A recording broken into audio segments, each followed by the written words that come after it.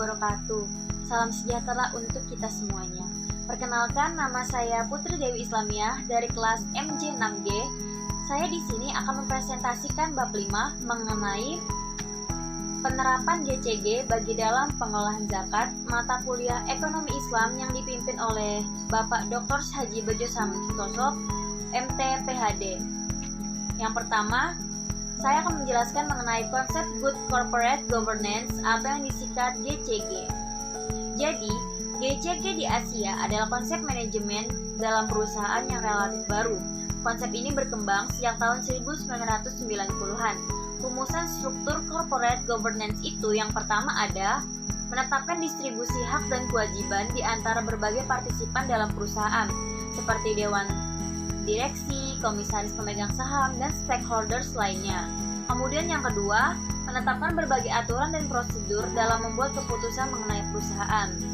Menyadari akan pentingnya GCG ini, pada tahun 1999 dibentuklah sebuah lembaga bernama Komite Nasional on Corporate Governance pada tanggal 19 Agustus tahun 1999 melalui surat Menko Equin nomor Cap.M/Equin-08/1999.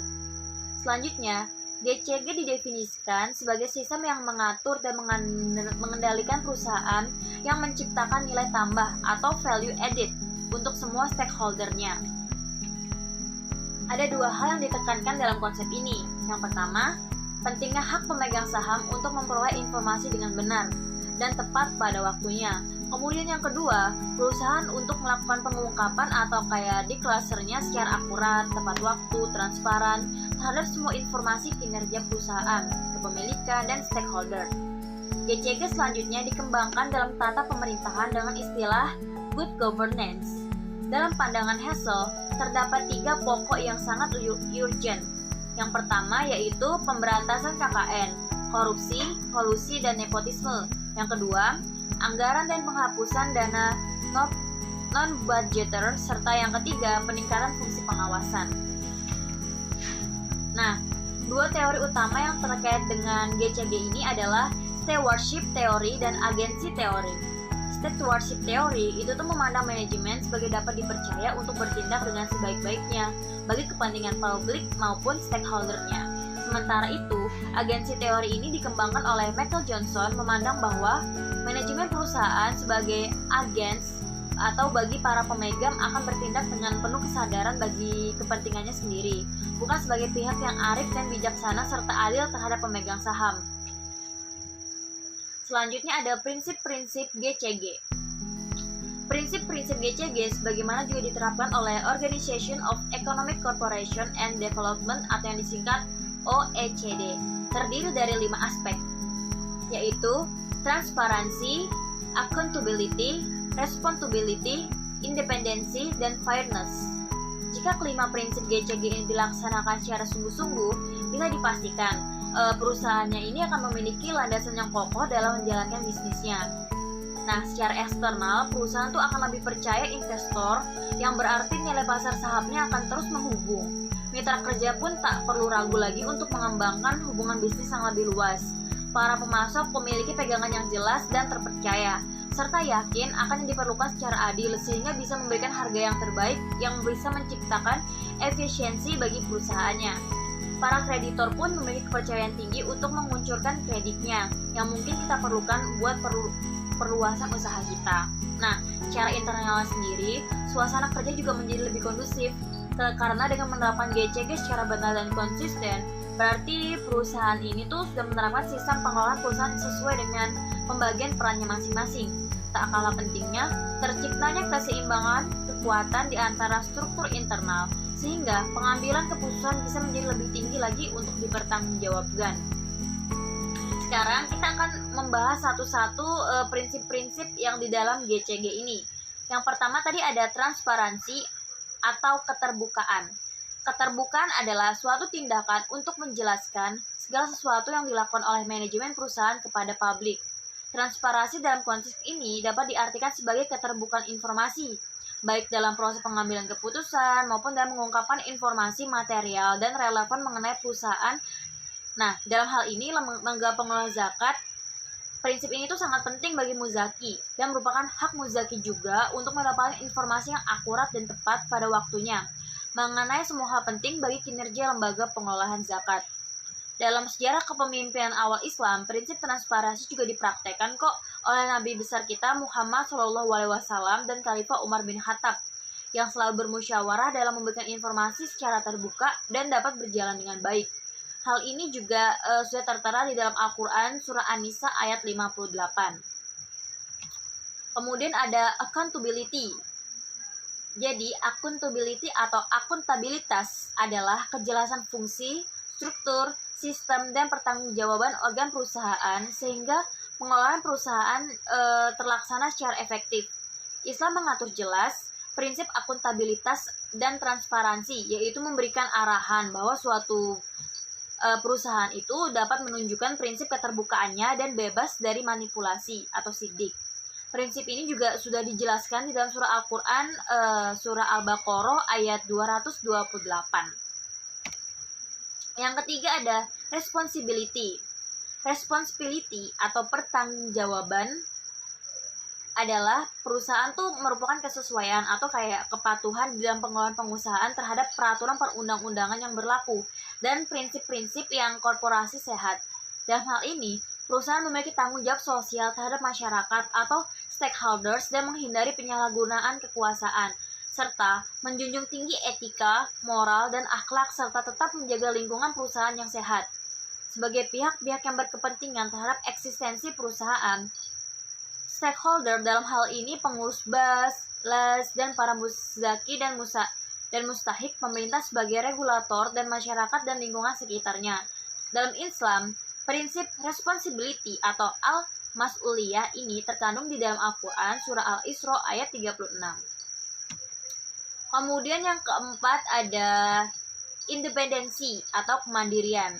Apa sih independensi itu? Nah, independensi atau kemandirian adalah suatu keadaan di mana perusahaan dikelola secara profesional tanpa benturan kepentingan dan pengaruh atau tekanan dari manapun lah yang tidak sesuai dengan peraturan perundang-undangan. Kemudian, untuk meningkatkan independensi dalam pengambilan keputusan, perusahaan atau lembaga pengelola zakat itu seharusnya mengembangkan aturan atau pedoman yang jelas dan tegas tentang bagaimana eksistensi organ-organ lembaga seperti para mustahik, muzaki, pengurus lembaga, pengelolaan zakat, dan pemerintahannya. Prinsip independensi ini atau al-huriyah juga sudah terkandung di dalam Al-Quran surah Yunus ayat 99.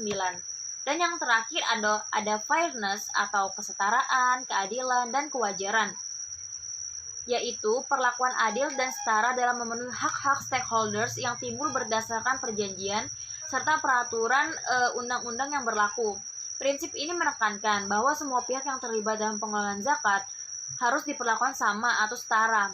Prinsip ini juga diwujudkan dengan membuat peraturan yang melindungi kepentingan para pihak, peraturan pelaksanaan lembaga pengolahan, dan kebijakan-kebijakan yang melindungi lembaga dari perbuatan buruk orang dalam lembaga dan konflik kepentingan serta menerapkan bagaimana peran dan tanggung jawab organ lembaga pengolahan zakat. Dalam Islam, prinsip tersebut juga terdapat dalam Al-Quran ayat 58 surah An-Nisa. Selanjutnya saya menjelaskan tentang penerapan GCG kasus di Basda Kota Yogyakarta. Penerapan prinsip-prinsip GCG dengan masing-masing 4 butir indikator telah peneliti temukan di Basda Kota Jakarta. Itu tuh menggunakan responden. Mereka mengukur kepuasan responden atau muzaki terhadap penerapan prinsip-prinsip GCG-nya. Peneliti menggunakan kuesioner dengan skala 1 sampai dengan 10. Semakin tinggi poin yang diberikan, semakin tinggi pula kepuasan muzakinya. Begitupun sebaliknya. Semakin rendah skor yang diberikan, maka semakin rendah tingkat kepuasan muzakinya terhadap Basda di kota Yogyakarta. Nah, dampak dari penerapan prinsip-prinsip GCG tentu terdampak pada kinerja pengolahan yang terukur dalam kinerja yang berupa yang pertama, meningkatnya kesadaran para pegawai dalam penunaian zakat profesi sehingga jumlah dana yang terkumpul semakin meningkat. Kemudian yang kedua, meningkatnya fungsi dan peranan badan amil zakat dalam upaya mewujudkan kesejahteraan masyarakat dan keadilan sosial atau pemerataan distribusi dana zakatnya. Kemudian yang ketiga, meningkatkan hasil guna dan daya guna zakat yang Realitas konkret dapat terlihat dari jumlah mustahik yang berpindah menjadi muzaki. Pilihan Bazda Kota Yogyakarta untuk menggulirkan program Jogja Cerdas yang tepat sasaran, kontekstual dengan kondisinya Yogyakarta adalah kota pelajar. Namun demikian, pendidikan SLTA-nya masih sangat ketinggalan. Oleh karenanya, di masa yang akan datang, Bazda Kota Yogyakarta diharapkan mampu meningkatkan bantuan pendidikan sampai jenjang yang lebih tinggi lagi. Selanjutnya, saya akan membahas bab 8 mengenai pendidikan berbasis wakaf. Studi kasus UII Yogyakarta. Nah, Yayasan Badan Wakaf sebagai nazir. Yang pertama, Lembaga Pengawasan dan Pengendalian Badan Wakaf, mengawasi dan mengendalikan administrasi keuangan dan kebijakan terkait lingkungan badan wakaf. Adapun tugas LPP BWUII adalah melakukan pengawasan dan pengendalian administrasi pemilikan dan penggunaan seluruh harta kekayaan badan wakaf UII-nya. Tentunya meliputi kekayaan dana atau uang dan kekayaan barang fisik serta melakukan pemeriksaan semua pelaksana anggaran dan belanja di lingkungan badan wakaf.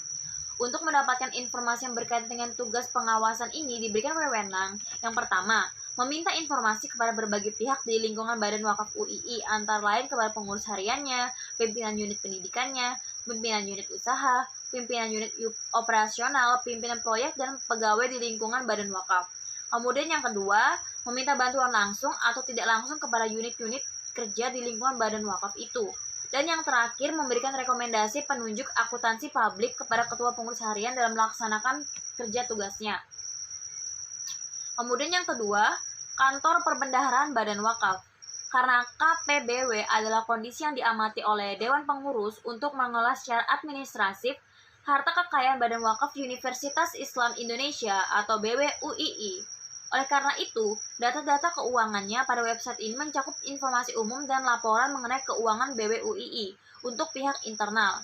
Visi BWUII adalah terwujudnya lembaga pendidikan yang mampu melahirkan pemimpin umat dan bangsa dengan komitmen pada kesempurnaan risalah Islamiyah menuju umat unggulan. Adapun misi BWUII adalah menyelenggarakan pendidikan yang mampu memandu, mengantarkan umat memenuhi fitrahnya sebagai khairah ummah atau umat unggulan yang dapat memerankan kelaporan kemajuan dan perubahan sosial ke arah masyarakat yang madani, sehingga tercipta negara Indonesia yang indah dan penuh ampunan Tuhan atau baldatum tayyibatun warabun ghafur.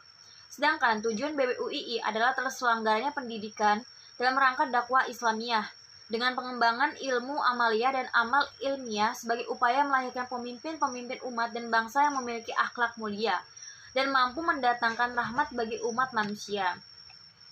Nah, sumber wakafnya ini yaitu harta wakaf itu dikelola oleh BWUII yang berasal dari perseorangan yang memiliki simpati tinggi terhadap perkembangan UII sebagai perguruan tinggi Islam tertua di Indonesia. Wakaf yang diterima bisa dalam bentuk tanah sebagaimana dikenal di Indonesia, tetapi juga bisa dalam bentuk sumbangan yang saat ini dikenal sebagai wakaf tunai. Menurut salah seorang pengurus BWUII, harta wakaf berupa tanah untuk membangun kampus sebenarnya berasal dari berbagai wakif. Harta wakaf yang diterima oleh Yayasan Badan Wakaf UII kemudian dikelola secara profesional dengan manajemen yang baik. Nah, wakaf produktif untuk mengembangkan pendidikannya itu yang pertama ada pengembangan akademik, yaitu langkah yang diambil oleh pihak universitas sebagai follow up untuk meningkatkan sistem pendidikan dengan peningkatan status akreditasinya sebagai program studi yang telah ada, pembukaan program studi yang baru, baik secara vertikal maupun horizontal di semua lingkungan fakultas UII. Kemudian, perintisan perpustakaan dengan membentuk dan mengembangkan perpustakaan sebagai pusat pengembangan wacana akademik mahasiswa. Di samping dua perpustakaan yang telah dimilikinya, perpustakaan Islam memberikan prioritas khususnya bagi mahasiswa dan dosen UII untuk memanfaatkan buku-buku yang menjadi koleksinya. Yang ketiga ada perkebunan. Usaha ini merupakan hadiah dari Dato Sayyid Ibrahim bin Umar Al-Sagaf. Perkebunan itu berada di beberapa pulau yang terletak di Riau, Provinsi Sumatera Tengah. Luasnya berjumlah 15.786 baus atau 27.625 acres. Sebagian besar lahan tersebut ditanami dengan pohon karet. Akan tetapi, perkebunan tersebut tidak terpelihara lagi sejak pecahnya Perang Dunia Kedua. Pada akhirnya, dengan kondisi perkebunan yang sudah tidak ada pohonnya dan sudah dikembangkan, pada tahun 1982 dibeli oleh seorang pengusaha dari Jakarta. Kemudian pendirian unit percetakan dan penerbitan UII. Percetakan dan penerbitan UII berdiri pada tanggal 11 November tahun 1951 dan ditandai dengan penyerahan secara resmi oleh Ketua Bagian Keuangan Badan Wakaf UII, Mr. Suenarjo, dalam satu piagam yang dinamakan dengan Piagam Penyerahan. Unit usaha dapat berjalan dengan baik sejak dinyatakan sebagai badan hukum dalam sebuah akta notaris nomor 8 tanggal 9 April 1953 dengan nama Yayasan Percetakan dan Penerbitan UII dengan berkedudukan di Yogyakarta. Selanjutnya, penyusunan rencana pembangunan gedung. UI sudah memiliki kampus yang luasnya sekitar 13 hektar. Hanya saja lokasinya tersebar di beberapa tempat di Yogyakarta.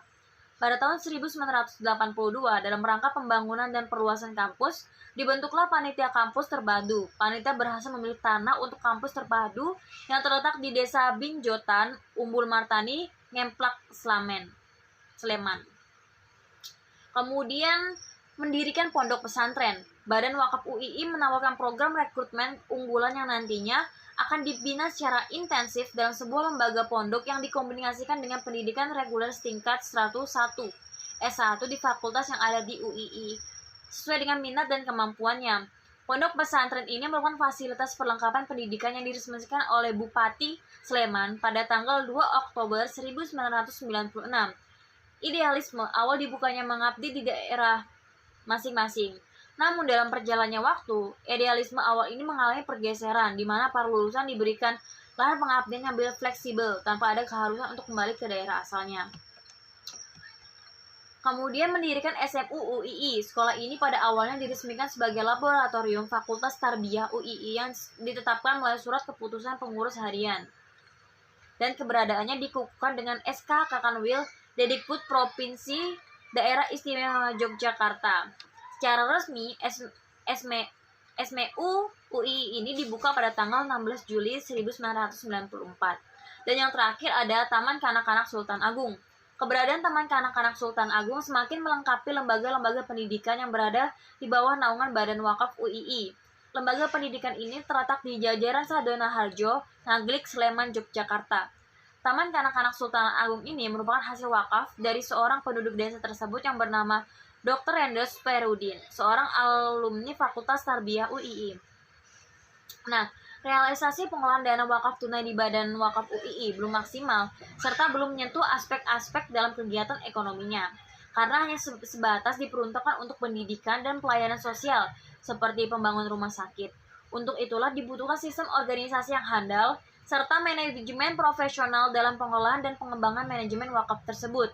Fungsi kepemimpinan juga memiliki andil dalam pengambilan kebijakan dalam manajemen wakaf, karena alur pendistribusian segala jenis wakaf itu dilakukan oleh seorang nazir yang benar-benar niat untuk beribadah. Baik, sekian presentasi dari saya. Kurang lebihnya saya mohon maaf. Wassalamualaikum warahmatullahi wabarakatuh. Dan apabila saudara-saudara sekalian merasa hal apa yang saya sampaikan bermanfaat dan bisa dipetik hikmahnya, bisa saudara nge-share ke teman-teman, saudara sebagai bahan pembelajaran atau sharing-sharing bersama. Terima kasih.